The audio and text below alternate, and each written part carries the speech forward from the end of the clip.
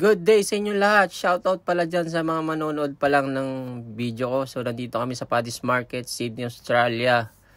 Yeah. So, iikot tayo ngayon. Itutour ko kayo dito sa Paddy's Market. Maraming gulay dito at saka prutas na mura lang. Para pala tong balintawak sa Pilipinas. Tsaka Divisoria. Mura lang na mga gulay dito guys. Makakabili kayo ng $1 per kilo. Depende sa gulay kung anong gusto nyo, prutas. So, iikot tayo ngayon. Tutor ko kayo. Yan, titingnan natin lahat. Lahat ng gulay at saka prutas. So, gulay lang at saka prutas titingnan natin. Otherwise na hindi tayo natin kung ano mang makikita natin ngayon. Yan, pupuntahan natin yung saging. Yan. Ang ganda ng saging nila. So, nakita ko pala si ate. Ayan, gigil na gigil siya sa mais.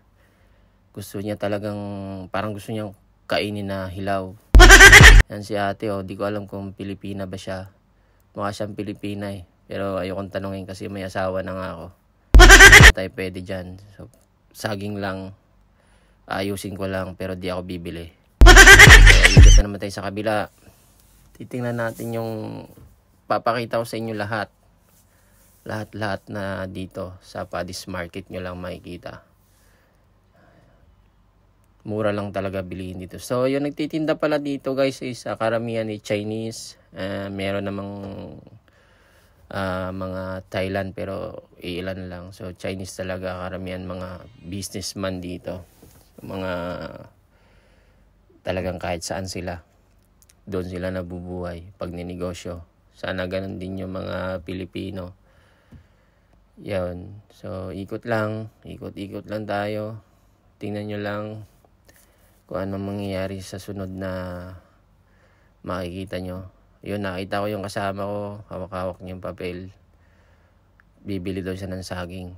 Sabi niya, kain ka pre. Hindi ako kakain. Kasi ayoko ng saging.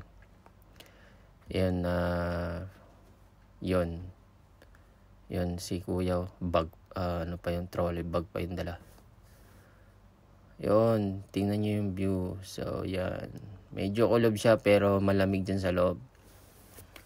Sa ilalim pala to. Yung Paddy's Market para to is para siyang mall. So, dito yung sa baba, parang basement. Ito yung bilihan ng mga cheaper na gulay tsaka prutas. Yun, bibili siya. Babayaran niya yung saging ng kasama ko.